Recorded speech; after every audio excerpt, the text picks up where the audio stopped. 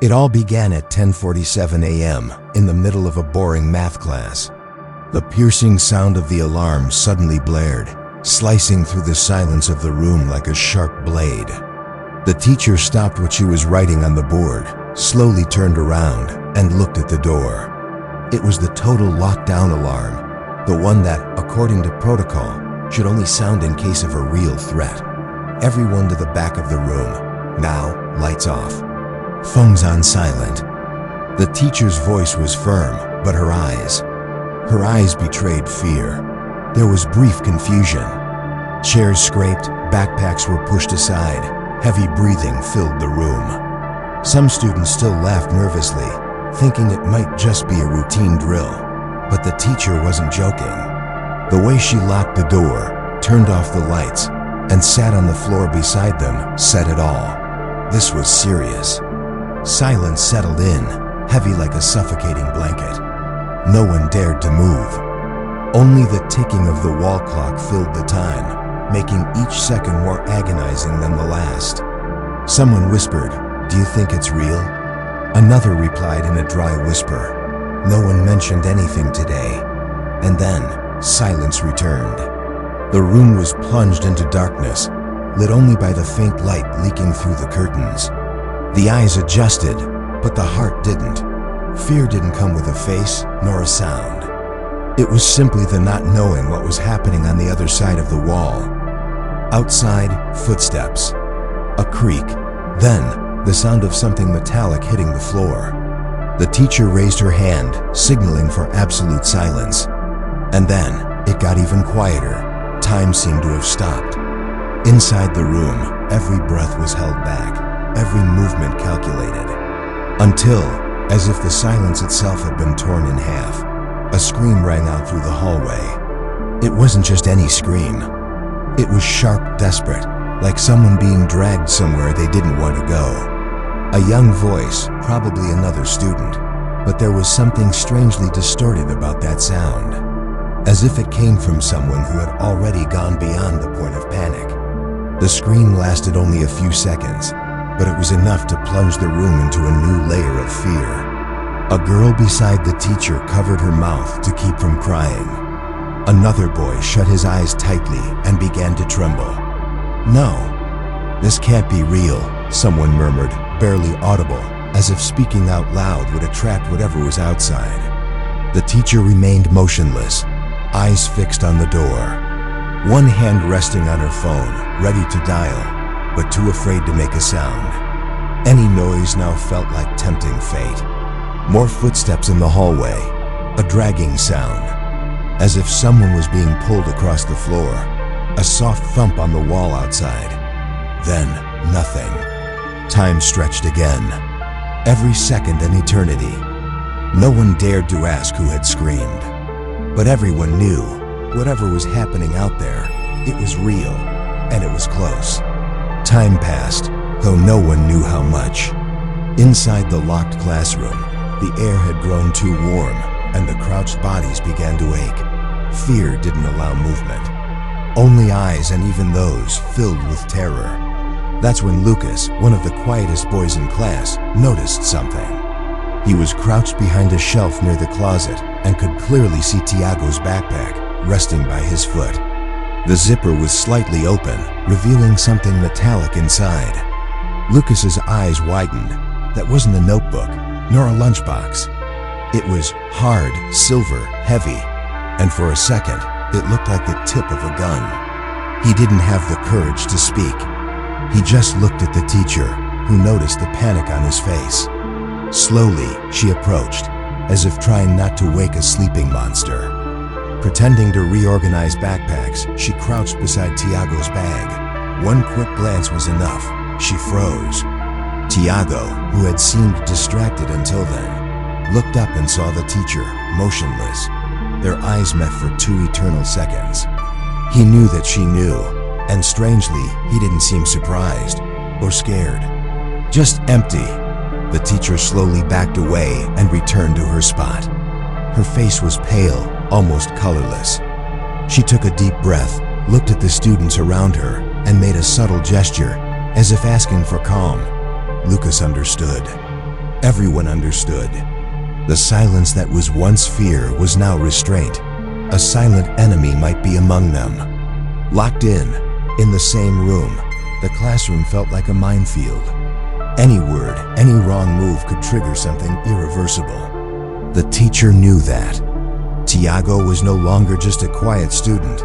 He was a dense presence, charged with tension.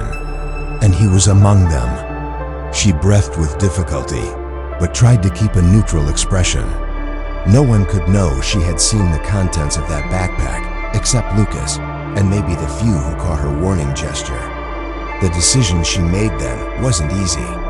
She didn't call the police. She didn't alert the group. She didn't try to disarm the student. She chose to keep everyone together, silent, as if nothing had happened. She chose to protect the class, even if it meant spending the longest minutes of her life sitting next to someone who could be an armed attacker. Tiago said nothing. He remained still, eyes fixed on the floor. But now and then, he lifted his gaze and seemed to scan the room and the people. A girl began to cry softly, trembling. The teacher whispered that everything was okay, that she just needed to breathe. But even that felt dangerous. Fear was an underground current that everyone felt, but no one dared to name. The tension grew when someone tried to secretly check their phone and the screen lit up, illuminating part of their face. Tiago quickly turned his head. The phone's owner turned it off immediately, as if it had caught fire. And so, everyone understood. They weren't just hiding from an external threat. The real danger might already be inside the room. The sound was barely perceptible at first. A creak, then hurried footsteps, muffled voices, someone knocking on doors, and then the key turning in the lock. Everyone held their breath. The teacher instinctively positioned herself between the students and the door, even without knowing what would come from the other side. But it was a familiar voice that broke the silence. "Police! Is everyone okay in there?" She didn't respond immediately. She just let out a shaky sigh and nodded. The door opened slowly. Armed officers entered, sweeping the room with their eyes. "We're okay. We're safe," she managed to say. But her voice was weak, choked by the fear she had held in all that time. One of the officers approached Tiago, asked him to stand. He obeyed, without resistance, expressionless. The backpack was searched. Inside, they found a diary, disturbing drawings, and a metallic object wrapped in cloth, a toy gun, but carefully modified to look real. In the diary, plans, details, schedules, names. He hadn't carried anything out yet, but he had the intention. The teacher sat on the floor and cried. Cried like someone who had carried the weight of the world on her shoulders for too long. The students began to leave one by one, under supervision, red-eyed lips trembling.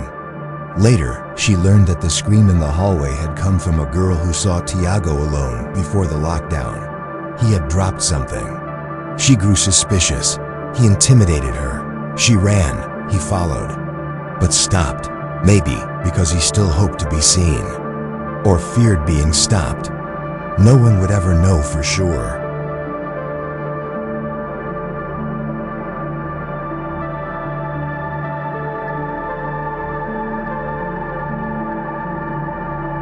The siren went off at 2:19 p.m. on an otherwise ordinary Wednesday. The sound was unmistakable, long, shrill, scratching the ears like nails on glass. Lockdown. The students reacted instinctively, rushing to the protocol they had practiced so many times in drills, but had never actually tested. Doors were locked. Lights turned off. Curtains closed. The once lively hallways filled with footsteps and laughter fell into an oppressive silence. Outside the classrooms, only echoes, maybe voices, maybe footsteps, hard to distinguish through the tension. No one knew what was happening. Information was non-existent. Phones buzzed with conflicting messages, rumors, speculations.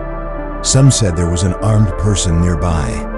Others swore a student had been seen running with something in their hands. For just over 2 hours, the entire school remained that way, paralyzed, locked from the inside. Time stretched out, and fear spread like smoke. And then, as suddenly as it began, it ended. Without warning, the sirens stopped. A trembling voice over the intercom announced that the lockdown had been lifted. The police had found no threat, no weapon, no intruder. Only signs that something had been planned and interrupted. Students were released one by one. Anxious parents waited at the gates. The school, however, carried a new weight, a silence no one could explain, a discomfort hanging in the air. It was only days later that the principal received the envelope, addressed to her. No return address. The envelope arrived on an ordinary morning, discreetly left on the principal's desk. No stamp, no postmark, no name. Just confidential handwritten in the upper left corner. She was already unsettled before opening it. The paper was thick, folded into 4 perfectly aligned parts. Inside, a single document, unsigned and without any identification. At the top, in capital letters, the title, Report No. 22. The text started straight to the point, without introduction. Line after line described with unsettling precision the events of the lockdown afternoon. But not in the way an ordinary witness would report them. It was meticulous, almost military. 2:06 p.m., employee DF, maintenance department, left the cafeteria with a master key in his back left pocket. Did not return to the control room. 2:15 p.m., cameras 4B, 4C, and 4D were manually disabled. Downtime, 3 minutes. 2:17 p.m., side service gate was unlocked. Witnesses were not alerted. And it went on, detailing every movement of the employee. Timelines cross-checked with system failures. Doors locked from the outside. Unauthorized access to the security panel.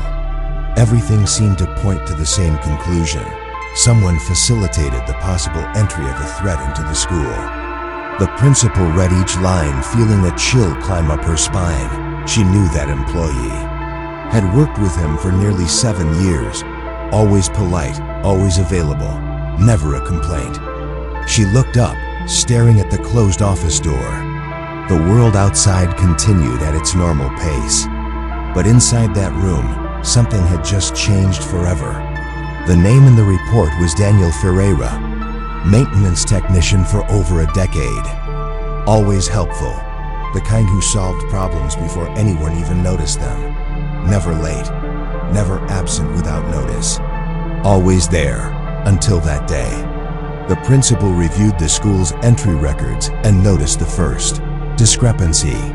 Daniel entered at 7:41 a.m., but there was no record of him leaving. No footprints on the motion sensors. No footage of him after 2:10 p.m. He had simply vanished. The cameras in the wing where his room was located had indeed been disabled for 3 minutes, exactly as the report stated. Coincidentally, during the same time the service gate was mysteriously unlocked. She called him.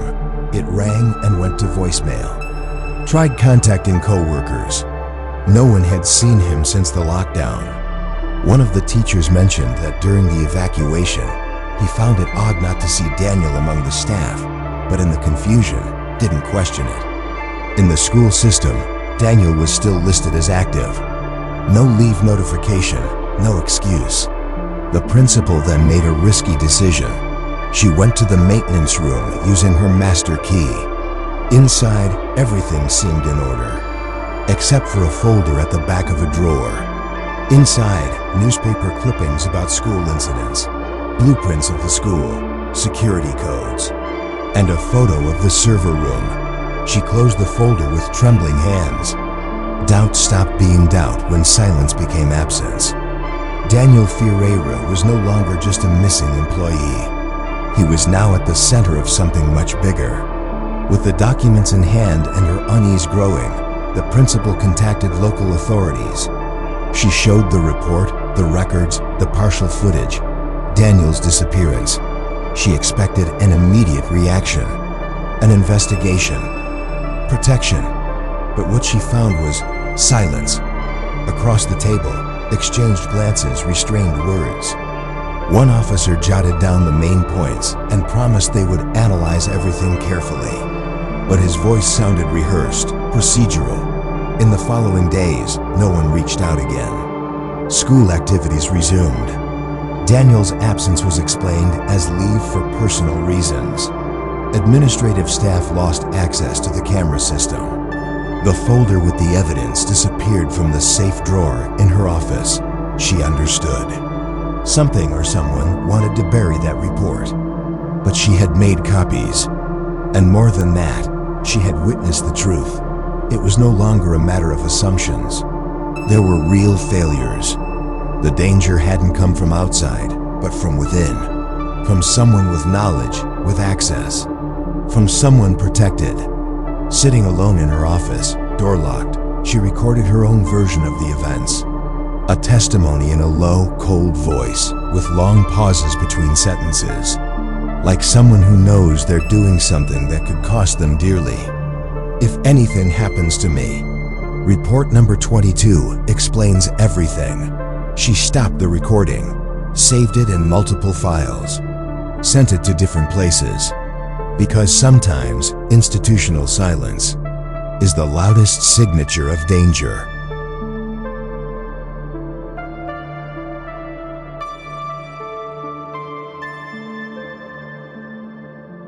It was Marcus's third week working at the school. He had been hired as a temporary janitor, filling in for an absent employee. He didn't know many people yet, but did his job quietly and attentively. That Thursday afternoon, he was cleaning the back hallway near the emergency exit when the alarm sounded. The piercing noise made him freeze for a moment. Lockdown. He vaguely remembered the training. Turn off the lights, hide, stay quiet. But he was alone in the hallway. The side door, which he had checked minutes before, was now slightly ajar. Marcos approached silently. His heart was pounding, not because of the alarm, but because of what he saw through the gap. A figure, wearing a dark jacket, calmly walking out through the side exit. Not running, not looking around. Just disappearing from sight. He stood there, breathing heavily. The door closed with a soft click. He went back inside and locked himself in the first room he found. And waited. The lockdown lasted almost 2 hours. No one was found. No suspects. Authorities said the alert had been triggered as a precaution, following an unconfirmed threat. When students and staff were released, the mood was one of confusion and relief. But not for Marcos. He had seen. He knew someone had been there, and that they had left calmly, as if they knew exactly where to go. That night he didn't sleep. The next morning, he went to the administration. He had something to say. Marcos waited until second period, when the hallways were less busy. He knocked on the administration office door and asked to speak with someone from security. Minutes later, he was in the principal's office, with the discipline coordinator by her side. He spoke calmly, described the exact time he saw the side door open, told them about the figure in the dark jacket, the way the person left, the strange behavior, as if there was no rush, as if they had permission. The principal listened in silence, taking few notes. The coordinator only nodded occasionally, never looking Marcos in the eye. When he finished, the response was polite, almost rehearsed. "We'll investigate this carefully, Mr. Marcos. Your report is important. But for safety reasons, we ask that you don't speak to anyone about what you saw. It's confidential until we complete the analysis." He agreed, left the office feeling something was wrong but trying to stay calm. He thought maybe it was just nerves. The next day, he noticed his badge no longer opened the back room. His work hours had been changed with no explanation, and the colleagues he'd gotten to know now avoided greeting him. At lunch, no one sat at his table. When he asked the supervisor about it, she smiled politely and said, "Just administrative adjustments, Marcos. Nothing personal." But her look said otherwise. He was no longer an employee. He was a problem. On Monday, Marcos was called into the supervision office. He expected some apology, or at least an explanation for the recent treatment. He received an envelope. Your temporary contract will not be renewed. We thank you for your service. The justification was vague: support staff restructuring. When he tried to argue, he was told the decision was already in the system. There was nothing more to do. He left the school still in uniform, his head spinning. The image of that figure walking through the side door echoed in his mind, and now seemed like the trigger for something he didn't fully understand. He decided to investigate on his own. He returned to the school the next day as a visitor, saying he had forgotten something in the locker room. He used the opportunity to walk the hallways and observe the places he knew well. The side door still had a loose latch, just like the previous week. But the strangest thing was with the cameras. The ones covering the emergency exit and the back hallway, where he had been during the lockdown, were turned off. And it wasn't a technical glitch, it was a manual shutdown. The panel near the server room showed the signal loss at 2:17 p.m., exactly 2 minutes before he saw the person leave. And the name in the shutdown log? It was blank. Marcos left the school with the clear sense that this was bigger than it seemed. And now he understood. It wasn't an administrative mistake. It was a response, a warning. Marcos spent the following days trying to contact other staff, first discreetly, then with more urgency. He wanted to know if anyone else had noticed anything strange during the lockdown. Cameras off, doors ajar, unusual movements. The answers came with lowered eyes and tense shoulders. One security guard whispered, "It's not the first time." Another, older one, advised him to drop the subject. Said good people had already lost their jobs for asking too many questions, and that Marcos, being new, didn't understand how things really worked there. That night, Marcos began to write everything down: times, names, places. He created a file with dates, cross-referencing information, records of staff abruptly dismissed in recent months. The pattern was there, invisible to the average eye, but clear to anyone paying attention. On the third day, when he returned home after a quick errand, he found the door unlocked. Nothing was out of place, except his phone, which was missing from the nightstand. The laptop was still there, the documents too, but the phone, the only device he used to record audio notes, photos, and videos of the disabled cameras, was gone. He went to the police station, but they refused to file a report. No signs of forced entry, no witnesses. You probably lost it somewhere else. He returned home in silence. He was alone, with fragile evidence and an invisible target on his back.